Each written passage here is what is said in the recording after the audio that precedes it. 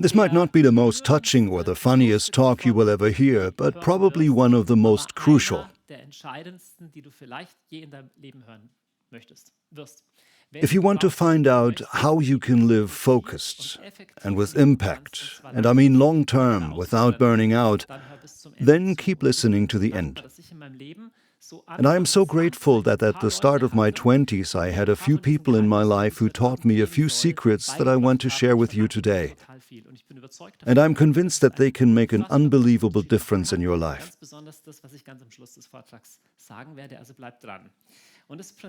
And the principle that we are talking about, perhaps you know the story, it was described by the inventor of the game of chess. One day he came to the Shah of Persia, and he was so excited about this game that he wanted to reward him. So he was like, "Wish for anything you want." And he replied, "I'm going to be modest. All I want is for you to give me 1 grain of rice on this first field, then on the next 2 grains of rice, then 4, then 8, and so on." And the Shah of Persia was so moved, he said, "Oh, you're so modest. All you want is a few grains of rice." Well, the inventor of chess was a bit smarter, because if you do the math, how many grains of rice do you end up with? Does anyone know? Yeah, right. It's 18 quintillion 464 quadrillion 744 trillion grains of rice. That's quite a lot. I've tried to calculate how many sacks that would make. I'll let you guess again. How many grains of rice are in 1 25-kilo sack of rice? Yeah, about 1 million. But then I tried to divide that first number by 1 million bags. And well, I have the number here, but no idea how to pronounce it. It's still another 15 digits long or so. That's how big the impact of that 1 grain of rice is, if it's doubled the next day. And this is also similar to the impact of little decisions in your life, which I'm going to give the title, The Power of a Focused Life. And this message goes out especially to younger people, because we live in a time where older generations, such as myself, say more and more negative things about the young people, like, well, they don't want to work anymore and they are all lazy. But I think on a deeper level, there's a conflict where many young people say, you know what, I just don't want to let everyone break me or end up in a burnout for some pointless job. And it's like these people swing the other way and say, hey, I'm looking for a life which preserves me on the inside. But on the other hand, of course, we have to move forward in life with focus and performance, otherwise nothing happens. Some friends of ours were recently on vacation on a houseboat, and my friend told me when she steered the boat for the first time, she noticed that she had come too far to the left side. Then she steered strongly against it, but nothing happened. Then she steered even more against it, and before she knew it, the boat went extremely in the other direction. Yeah, boats need a little while before they change their course. And I think we are experiencing something similar. We come from a generation of overachieving and stress, and now we have a generation that says, I'll go to the other extreme. And I'm not simply saying pull yourself together and just do more. Rather, I believe it's about finding a healthy middle way, where you come into your power, where you can be highly focused, and I mean long-term, without ruining yourself on the inside. And that's the good news, which I want to share in 3 main points with you today. And then, of course, a life of focus has also 4 enemies, which I also want to share with you. The first secret has to do with this field, which you probably all know. What could this be? Right, it's a soccer field. But if you look closely, there's missing something. Of course, the players are missing. But what do you need in order for a soccer game to work? Exactly, you need the goals. Now imagine you were supposed to play soccer, but there were no goals. So you had your ball and your 11 men or women, and they are supposed to play, and they kick the ball around, but it's not really that fun.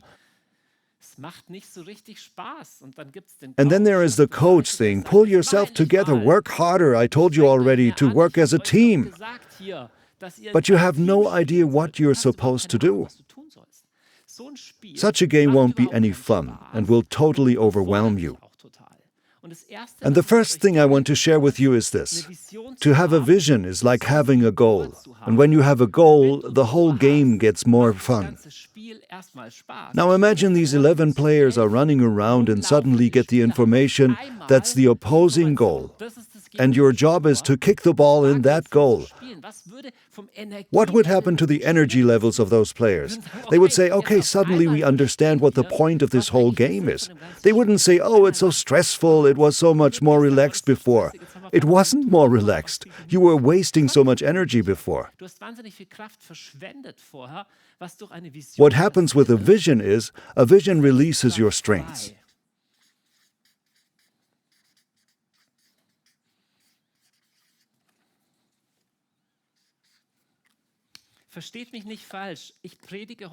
Now don't get me wrong, I'm not talking about the 188 quintillion or so grains of rice where you say, sorry, that's too overwhelming. I can't even get myself to clean my desk or get up early in the morning. What I want to talk about is that one grain of rice, and the second and the fourth. Because that's where it all starts. And if you start to give your life vision and structure, then power and strength will come in. And step by step you have 8 grains, then 16 and so on. But without structure, your life is like a soccer game without a goal. It's overwhelming. There are too many possibilities and you would waste your energy. The Bible has a beautiful proverb for this. We'll look at a couple of interesting principles that all have to do with this life with a vision. In the book of Proverbs, it says, without a vision, the people perish. And the word perish comes from farming and means to become wild and overgrown. There are too many things, but nothing prospers. Now you can't go one morning to an overgrown garden and harvest your tomatoes or strawberries because they aren't growing. All sorts of things sprout, but hardly anything ripens. And dear ones, there's one thing that pains me more than anything else. I've been working for over 20 years with young people. And one thing totally hurts me, and that is to see people whose potential rots away, whose potential becomes overgrown. So people who would have many gifts but don't focus, nothing grows over the course of years and decades. And this breaks my heart, because they have too many options, too many goals, and the ball doesn't land anywhere. Too much growing, but in the end you have a wild mess. And it's not so bad when you feel that way at 17. It may start being a problem when you're 27. But I know people who are 37, 47 or 57 and they are struggling with the same issue as when they were 17. I can't focus, I can't make decisions, I don't stick to anything. And dear ones, this isn't harmless, it's terrible. And one of the lies we urgently need to confront is the belief that having a vision and focusing is somehow exhausting. The opposite is true. It's exhausting to not focus and to not have a vision. And I will challenge you today. If you are watching this video, press pause. I'd like to challenge you to write down a vision for all major areas of your life. It doesn't need to be incredibly detailed. But if you are dating someone, for example, and trying to see if they are the one, then write down, I want to know by the end of the year if they are the one. And when you have a job that you're not sure about, write down, I want to have clarity by then and there. If I don't have it, I will make a decision.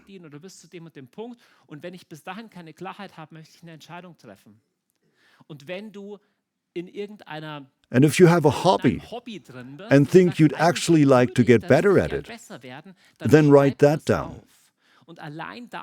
And simply by writing it down, simply by this, I am putting 1 grain of rice on the board. I'm setting up a goal right here. Something new happens inside of you. Without a vision, things perish. But with a vision, joy springs up.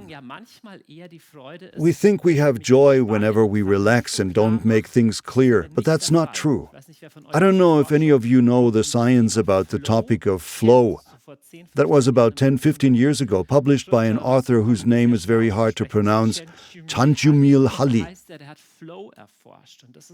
And he studied something called flow. It's the feeling of happiness people experience when they are highly focused on something. For example, with a group of sailors, when they are at sea and the waves are really big. The real flow comes at the tipping point when it's almost too challenging but not totally overwhelming. Flow doesn't happen in shallow waters where you are splashing in puddles. It comes when you are truly challenged and focused. But there is still more to it. What else do we need so we don't burn out? We as a society lean towards believing that flow and joy and the real will come when I express what's inside of me. Like, I feel this way, and when I express that, I will feel good. And I'd like to tell you a funny anecdote about that from my friend Manuel Dürr. Manuel Dürr is a very gifted painter, and he shared the story at our Edenfest conference recently. This, for example, is one of his paintings. And he can really paint today like the old masters did. He studied that. And he said, when he started painting, he went to an arts academy.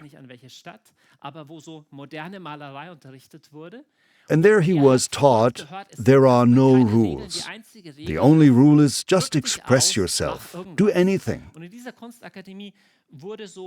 And in this academy, they produced typical modern art. So the highest goal was be yourself and express yourself. But Manuel said, my problem was, I didn't want to be myself. Because the person that I was couldn't paint yet. I wanted to be someone else, namely someone who could paint. So he went to another school in Italy, where they taught classical painting. They didn't say, just express yourself. That's nonsense. Instead, learn the skills first. Then you can maybe eventually do your own thing.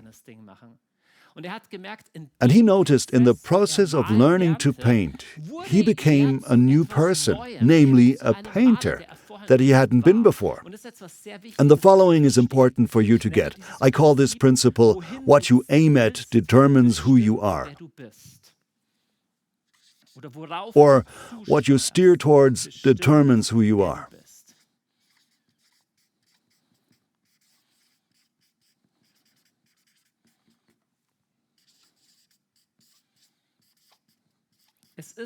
It's not simply important how you feel right now,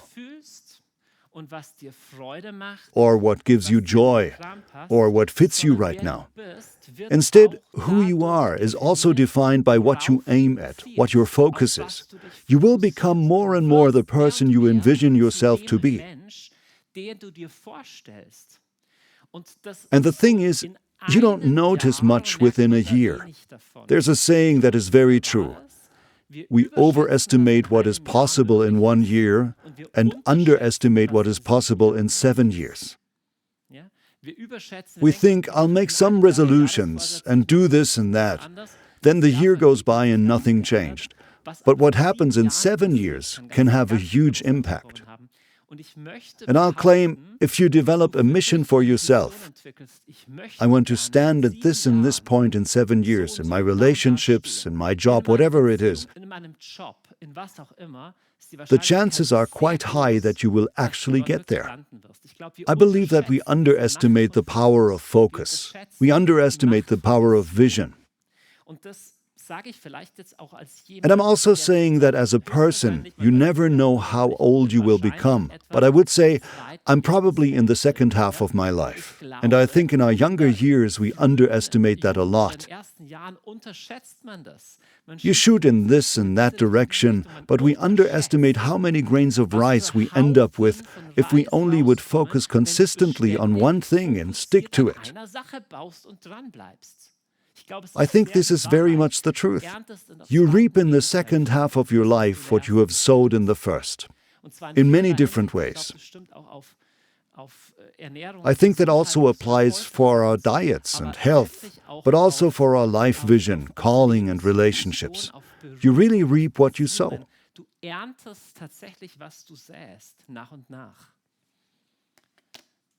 Who you are is very strongly decided by what you focus on, what you look at. And for that too, the Bible has a metaphorical expression. Jesus said at one point, "The eye is the lamp of the body." If your eyes are healthy, your whole body will be full of light. And if I may transfer that to what we're talking about, the eye is actually the same word as vision.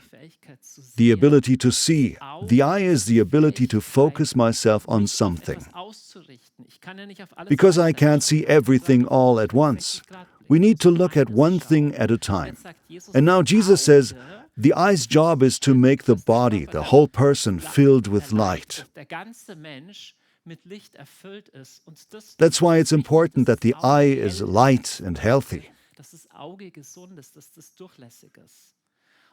And what you focus on, that is of great importance.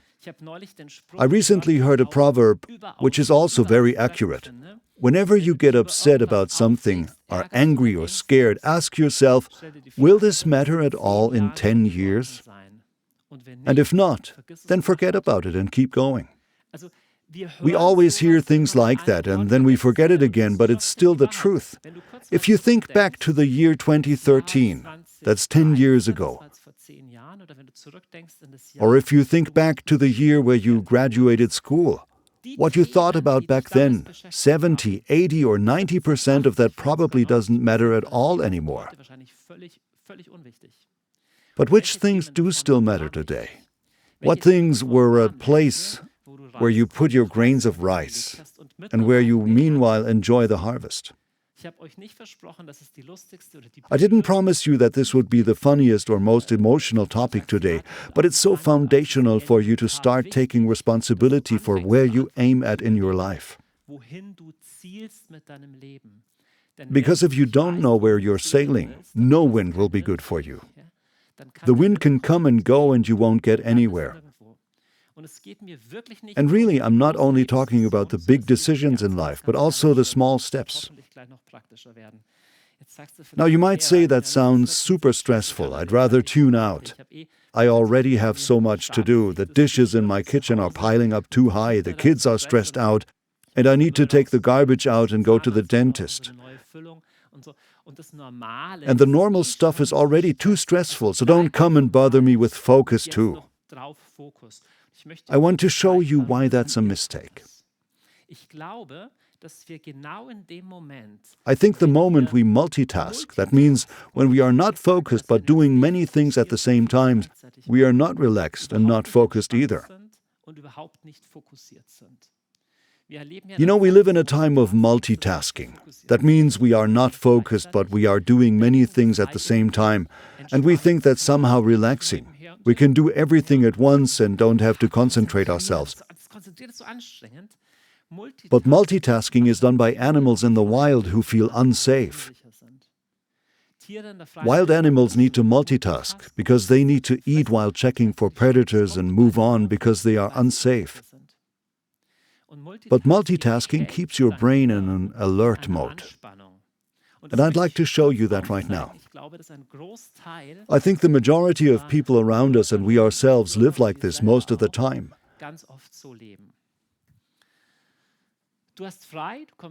You get home in the evening, or I get home, but really I can't calm down.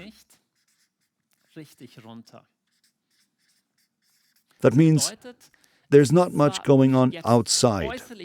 I don't have to work now, but I'm not really relaxing. I'm in like a half stress. And there are mails coming in and so on. And because this is stressful, and because we feel threatened by the silence, we run away into distractions. Do you know that? You aren't resting fully, but keep looking for anything where you can mentally park yourself. But now your mind is constantly drawn in by distractions. And when is that the case? Yeah, often at night. You don't go to bed early, but instead check something and get stuck in such an inner restless state and end up never getting enough sleep. By the way, we constantly sleep less than we did 150 years ago.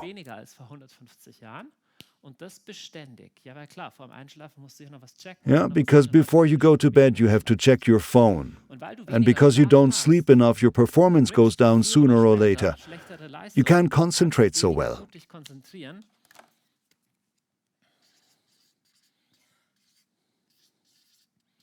You are more restless. You are less creative. And then you realize, well, everything is getting too much.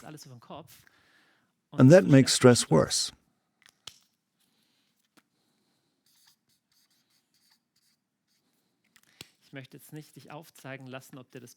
I'm not going to ask you if this sounds familiar, but I think if your head is constantly somewhere else, and then you distract yourself, on the one hand, you'll feel like, okay, I don't have to focus so much on something. But on the other hand, it's a complete chronic stress that will never make you happy.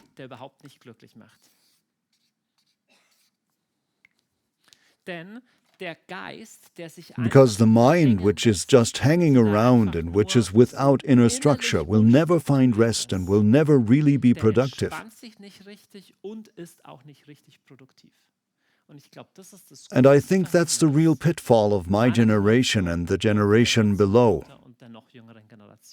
Because when you start saying, you should do more and get up earlier, and the kids these days are so lazy, then they just say, stay away from me, I'm already completely stressed out. Do you understand? The question is, how do we get out of this? And I believe there is another model, and it has nothing to do with us stressing ourselves out more and more, but it starts here. Because in order to calm down, you already need focus. In order to calm down, you need to be willing to truly relax. Just because your work is over doesn't mean that you relax. That's where the inner traffic really starts. I think what we are really made for and what we could really have is to start from a place of deep quiet. You can't always have deep quiet, but you need deep quiet once a day. You need times where you have deep quiet, where you learn to focus yourself and be present in the here and now. And I believe that from this deep quiet you can get focus, including for things like your job and whatever you need to do. And when you are focused and do good work, then you will perform well.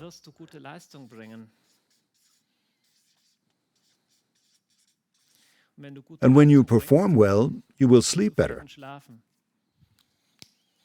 And that's what a healthy life looks like. A balance between getting work done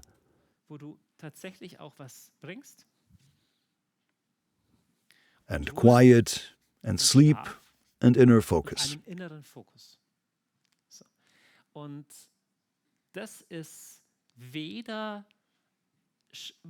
this is neither constant overstress, nor is it the self-protective avoidance. Stay away with your expectations, dear boss, because I just want to be. Both has its place and time, and I think this is what we are truly made for. This is what a true life in focus looks like. And if you are overwhelmed even by that thought and say, I don't even know where to start, then I think it'll become a bit clearer by the end of the lecture.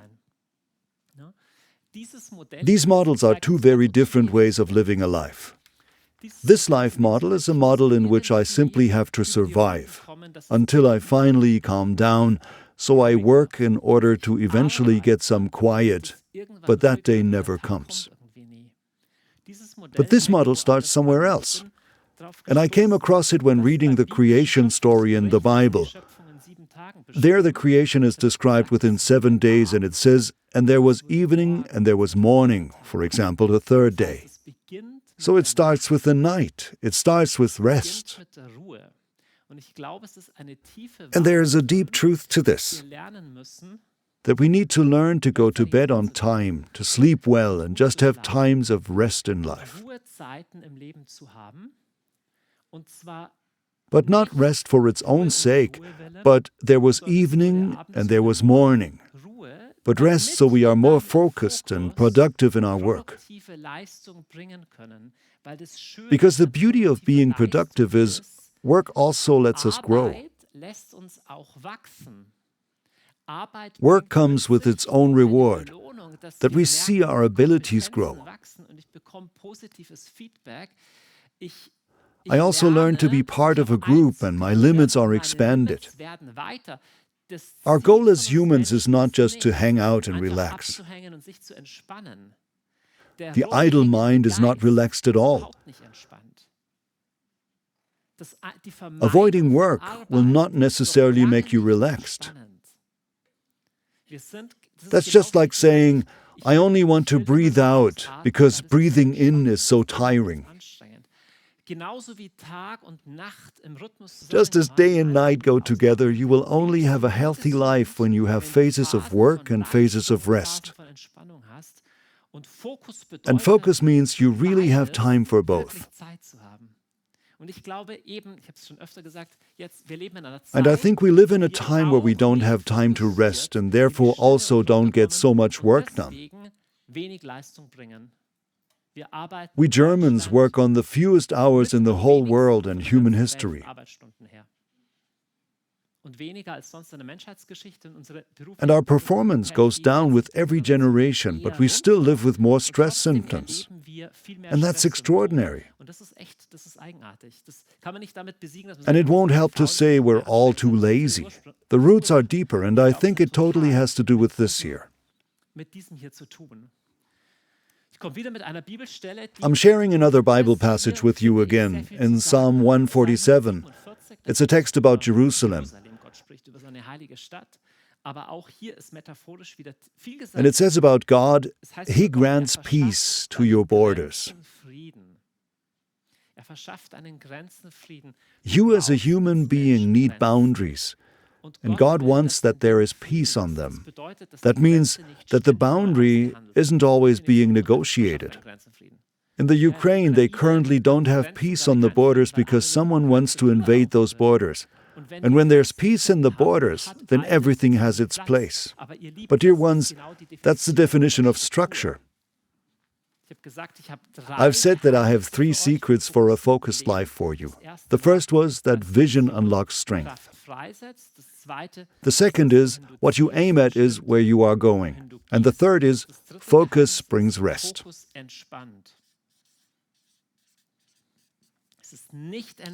It isn't relaxing to never do anything. It's relaxing to be in an inner focus, where your boundaries are kept secure. In the long term, this is healthy and relaxing.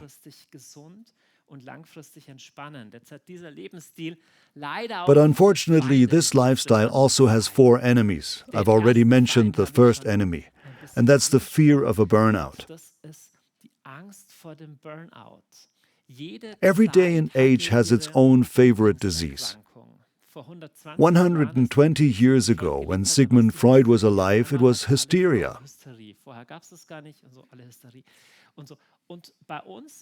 And today with us, it's burnout.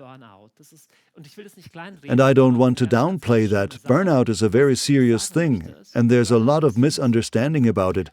But burnout is often misunderstood, that we say, it's because my boss is so stressful, or because they expected too much, that's why I'm burnt out.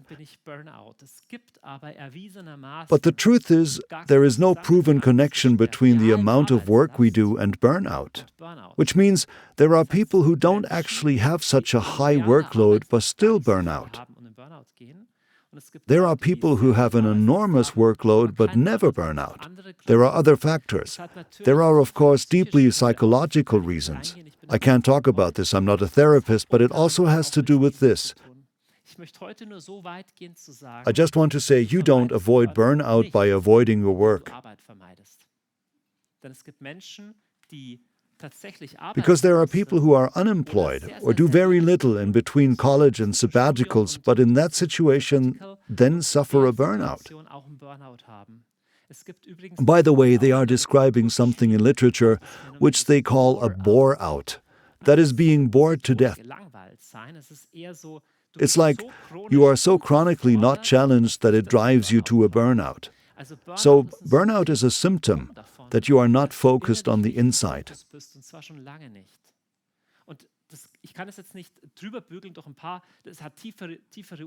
I cannot explain it all, but this much is true. You won't avoid a burnout by just doing less. That isn't the answer.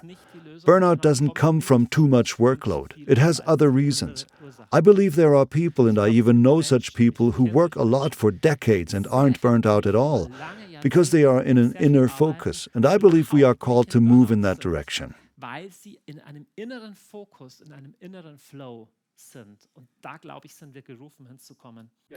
Have you noticed there are no ads on this channel? This is the only one. One reason for that, this channel is funded by donations only. If you want to help us to continue with this work, you find everything about supporting us below in the description. Now enjoy the rest of the video. The second enemy is a bit funny. I call it missing proactivity. Proactivity is the opposite of reactivity. Reactive means you come to me and I respond.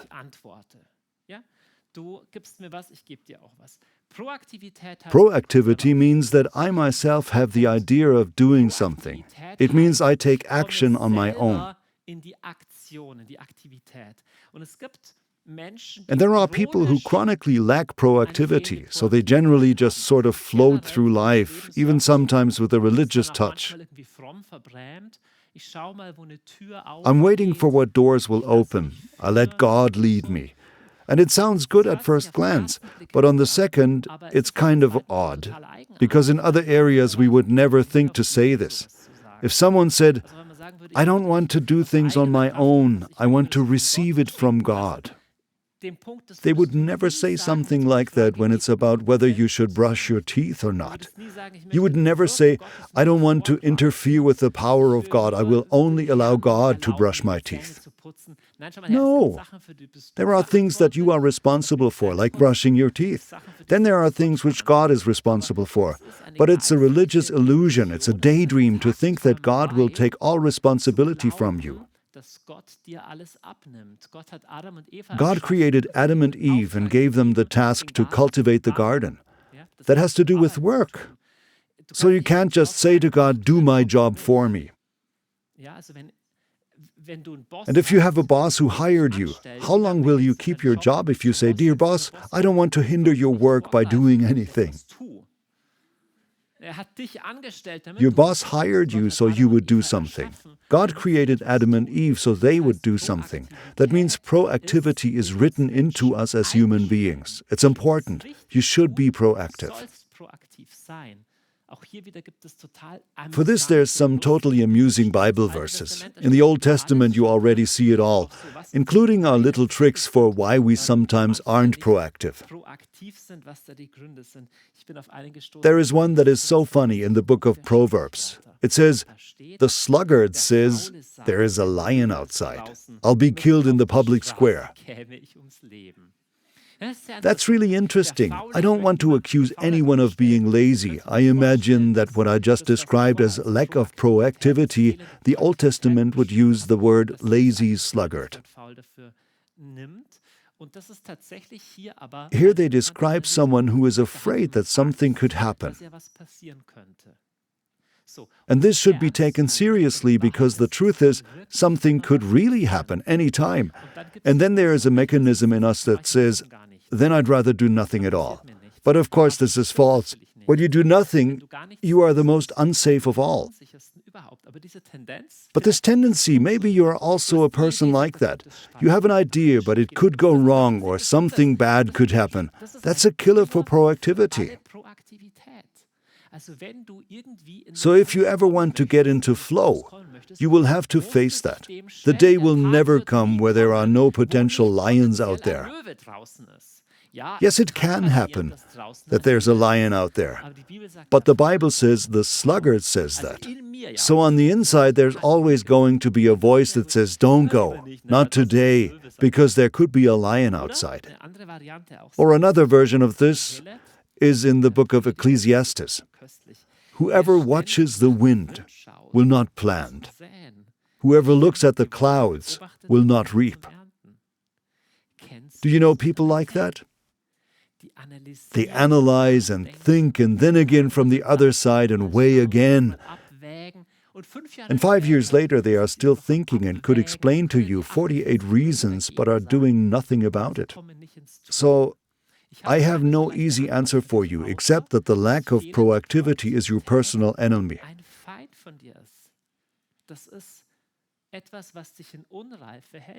It's something that keeps you in immaturity, the fear of burnout as well. It can keep you in immaturity and prevent you from using your gifts and laying down your rice. But also the lack of proactivity is a real killer. And again, never allow yourself to be held back by religious words. So like saying, I'll only do something if God tells me clearly. There are times where God shows you something clearly, but that doesn't always happen. And by the way, very often we find in the Bible that great men and women have done something great because it was their own idea, and because it was simply a good idea. And to wait around until God opens a door for you.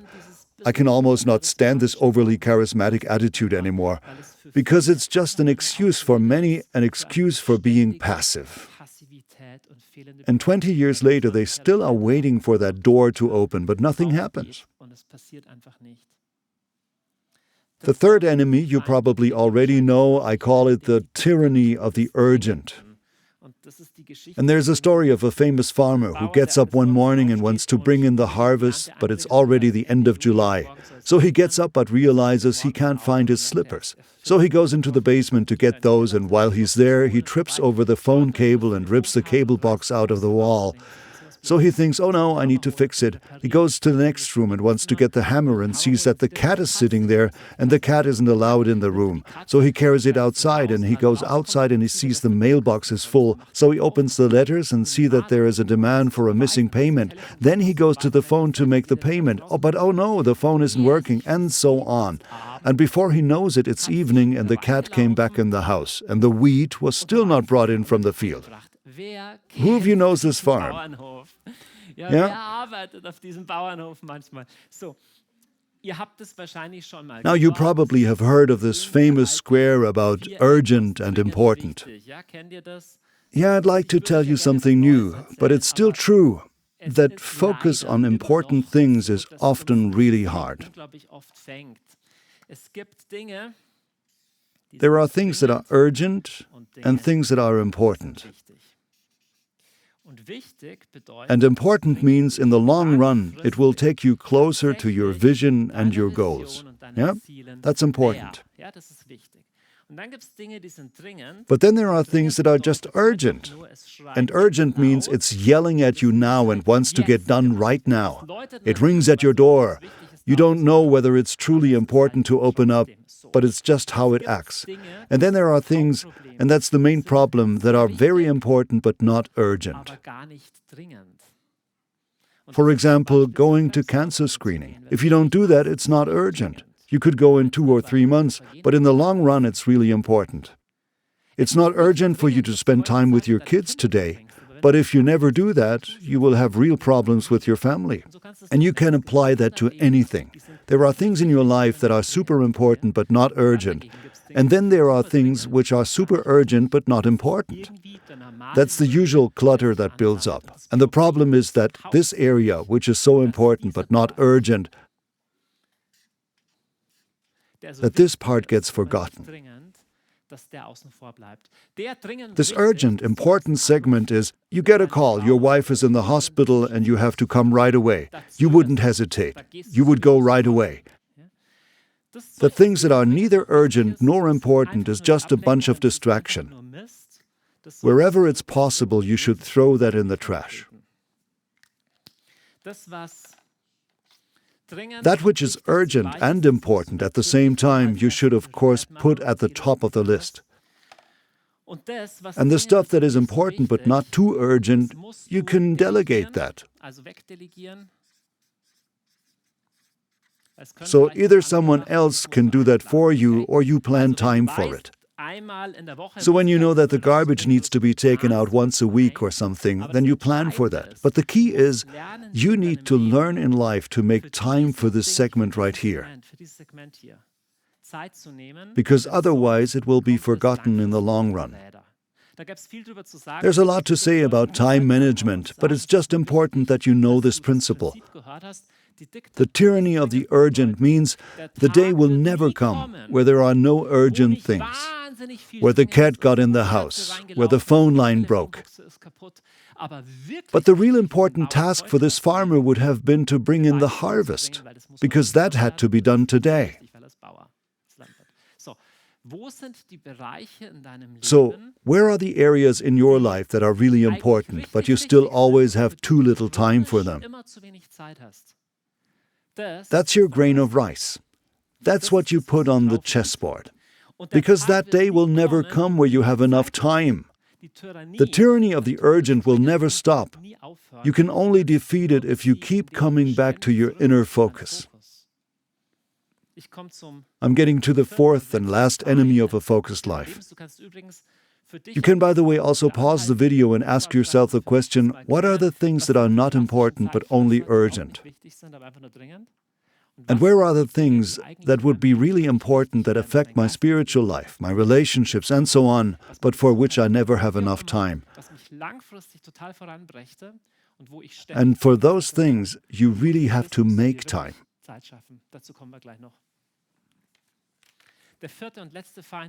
The fourth and last enemy I want to show you is simply the contempt for small beginnings. Maybe you are thinking, Hartl, what are you saying? I always have so much to do. I have 3 little kids at home. I'd be happy if I could even get this and that done. Or you say, I'm currently unemployed or a chain smoker. I can't even get the most basic things under control. I have such good news for you. Everything that I'm saying has to do with the smallest of beginnings. It's not about you becoming a great manager or so. What I'm talking about is the first and the fourth grain of rice. Don't despise small beginnings. There's a good Bible verse for that again. Jesus says in one passage, "Well done, you are a good and faithful servant. Because you are faithful in the little things, you shall be the ruler over 10 cities." There's an important principle in that. What is he supposed to work with? For those of you who don't know the story, it's about a landlord who entrusts several workers with money, and they are supposed to multiply it. And in the end, he comes back and looks at it, what they've done. And it's encouraging, what are these servants supposed to work with? Simple answer, with what they have. And you put yourself to work with the little that you have. If it's €5, then it's €5.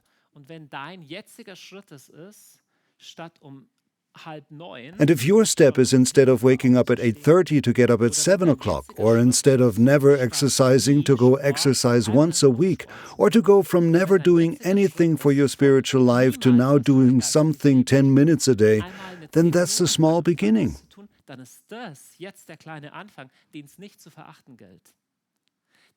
Because what truly matters is this basic idea that the vision releases strength applies even for the smallest things. Even if you simply manage one time to clean up your desk, or when you manage to finish the book that you started to read, or when you manage on time to get up earlier, that's when you gain a little more motivation. Don't underestimate small beginnings. When you look at this picture, that's about 4,000 dots.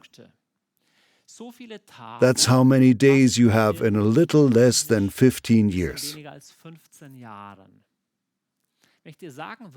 If I told you that 15 years make a big difference in your life, you would believe me.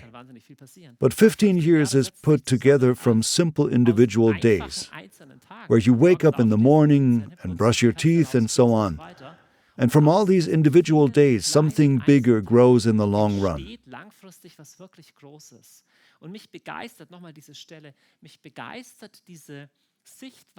And I'm also excited by this gaze of God, which Jesus talks about. It's not important if you have 1 talent, 2 or 5, and God doesn't expect you to become some superstar like Elon Musk or so. All He expects is that you try, with whatever little He has given to you, to go with it. And I guarantee to you, those 4 grains of rice will turn into 8. There's a mechanism in that reinforces itself and that God rewards. These 4 enemies, who remembers them? The first, fear of burnout, right. The second, lack of proactivity. The third, the tyranny of the urgent. And the fourth, the contempt for small beginnings. It's so important. If you don't confront these 4 enemies, do you know what will happen? In the long run, others will pass you by and you will become bitter and you will become jealous. Why do they have more success? You will even get bitter towards God. How could He be so unfair? Just like with Cain and Abel. How can you reward him but not me? Also with the talents. The guy who has 1 talent and does nothing with it, in the end they become mad with the Lord. And you will also become bitter if you don't do this inner homework. And especially if you are currently 18 or 20, the sooner you make the switch to say, it's my responsibility to define the goals, the less bitter you will become. And instead you will become more grateful and more generous.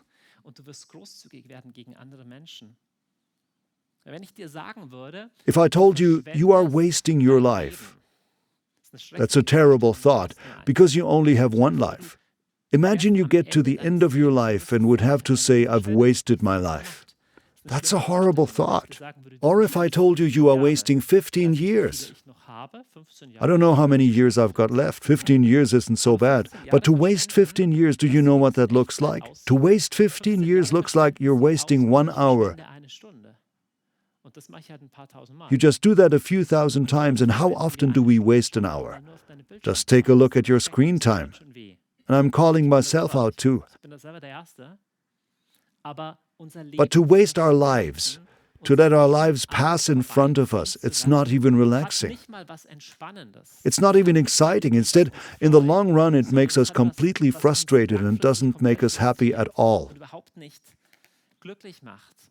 So the hard truth that comes from that is, plan your life.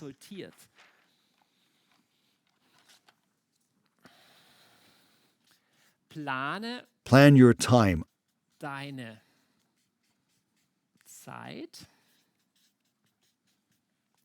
Otherwise, others will plan it for you.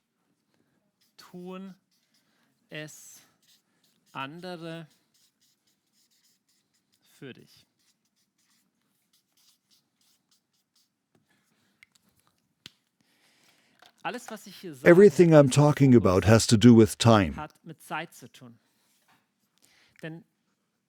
because your life is made up of time.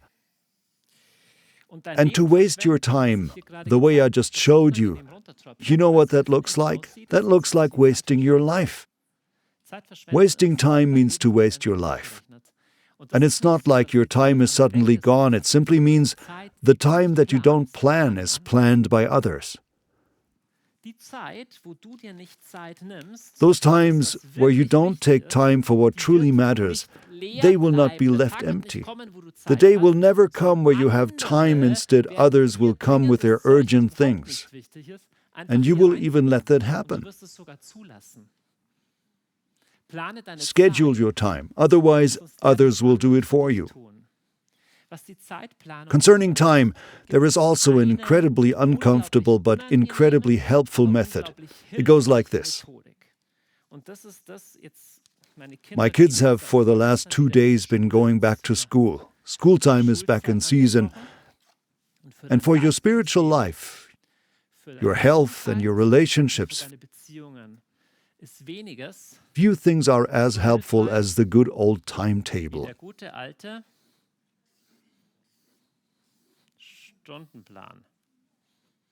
Remember that?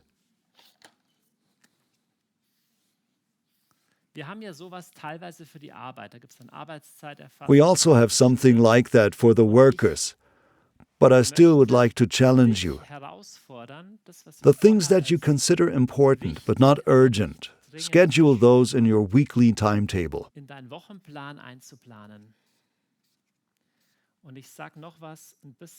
And I will add something shocking. Whatever has no place in your weekly schedule doesn't happen in your life, most likely.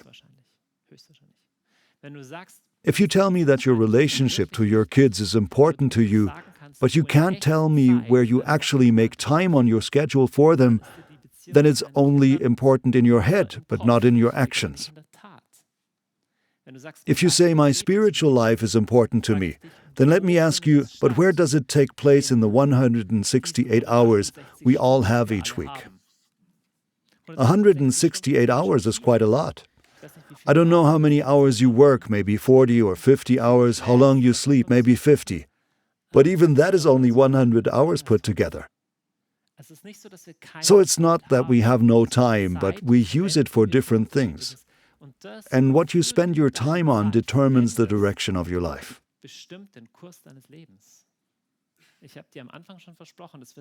I already promised you this wouldn't be the funniest or most emotional topic you've ever heard, but probably the most crucial. Because with every hour you spend, you set the course and build something. And in the long run, you reap exactly what you have sown in hundreds of individual hours before. And we admire people who score a goal in soccer or celebrate a great success, but we don't see how they got up in the morning for 1,000 times and ran 5 kilometers. And if you ask them, but is it really fitting for you? They would say, what are you talking about? Which you aim at determines where you go, not how you feel right now. I want to become somebody because I have this vision.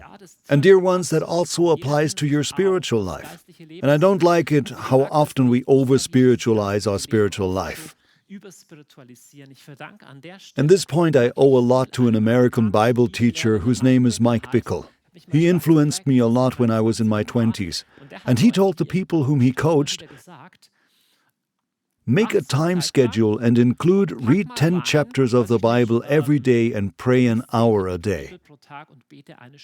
And people are like, what? Are you crazy? It's like performance pressure. But you know what? I know some people who meditate a lot and do yoga. For someone who does intense yoga, 2 hours of yoga is totally normal. 1 in the morning, 1 in the evening. It's not that unusual. And I know plenty of people who exercise a lot. Someone who exercises a lot, it would be totally normal to say that they exercise an hour a day. But I know few Christians who would say they spend 1 or 2 hours on their spiritual life daily. If someone said that, they would say, are you in a cult? Because they somehow think it's weird. No, you have 24 hours a day. 1 hour is not that much. And Mike Bickle said, why don't you make that a goal and stick to it the next 10 years and then see after 10 years what difference that made? Give it 10 years, he always said. And I thought it was a bold statement because really, give it 10 years. You can't take piano lessons and after 2 months say you're through with it. Nor do you go to the orthodontist and are finished after 3 hours. Instead, it takes several years until your jaw has adapted. And I owe a lot to my piano teacher. I also kind of hated her because she was so strict. But once she realized that I was being lazy, she did this one simple trick with me. She said, Johannes, you know what? So I was supposed to practice an hour a day, which of course I never did. So she said, Johannes, from now on, just write down in this book from when to when you practiced. And I mean, I could have lied to her. The problem was, she could tell that I hadn't practiced. And this simple thing, write down what you did, it worked with me. I was supposed to play a piece by Chopin. And all of a sudden it was fun for me. It was way too hard for me, so I had to practice all summer, but then it became fun because focus unlocks strength. And it's the same thing in your spiritual life. From nothing comes nothing, and from average comes only boredom. And from self-protection and hesitation, you will also never get flow. Instead, flow comes from determination, and it's not the same as relentless pressure to be perfect, and I'm never good enough, and I have to earn my grace. You should start from a place of deep peace.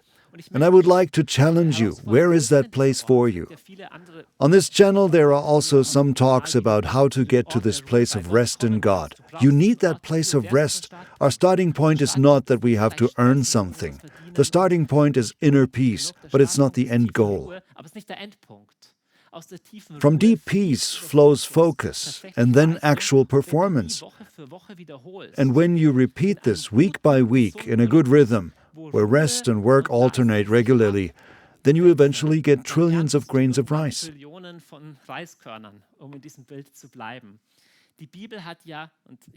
The Bible has this interesting image that Adam and Eve were put into a garden, and Christian mystics say that we also have an inner garden in ourselves. And just like a garden needs consistent care and love, of which you don't see immediate results, so also your inner life needs a structure.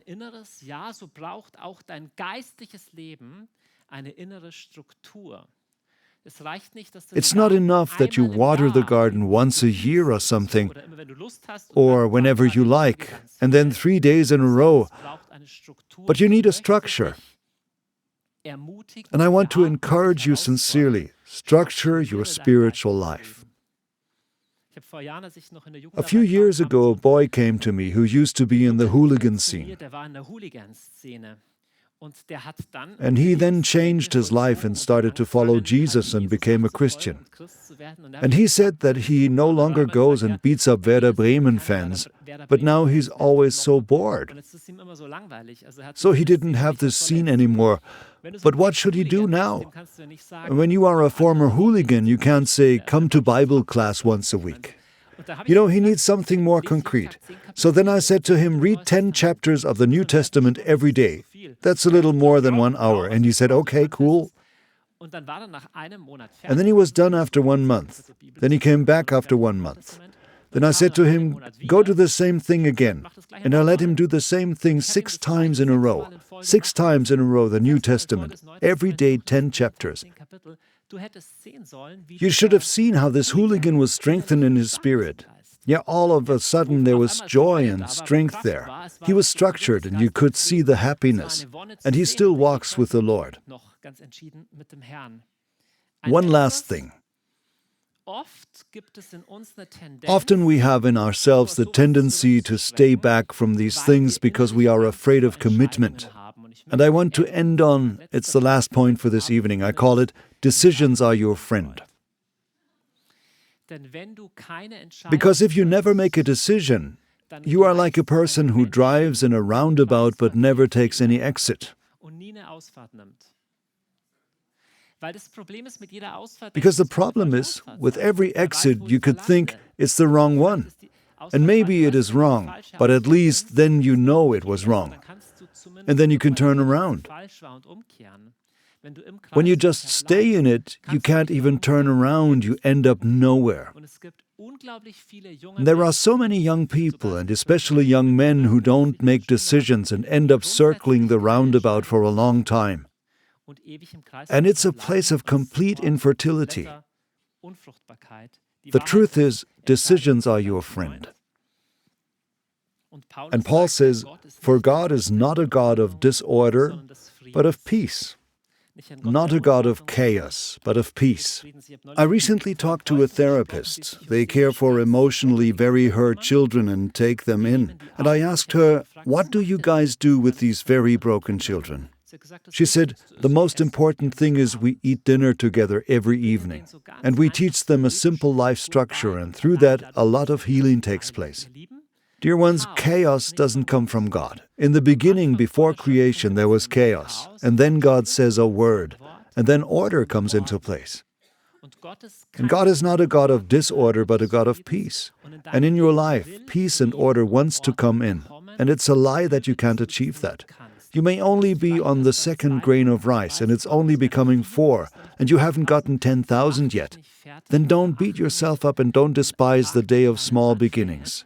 Start today to live in the power of a focused life, because you are loved by God and also by people for whom your life can make a difference. And you can start with that today, and I encourage you to start with the most basic things. For example, to go to bed earlier tonight. For example, to clean up your desk at home. For example, to organize your closet, to organize the desktop of your computer, or to start exercising 2 times a week. Don't start tackling your biggest life problems all at once, but with one small step, and then you will eventually harvest many grains of rice. And at the end of your life, when you stand before your Father in heaven in all His glory, you may even have 18,464,000,000,000,000 and so on many grains of rice. Or maybe just 100,000, that would be great too.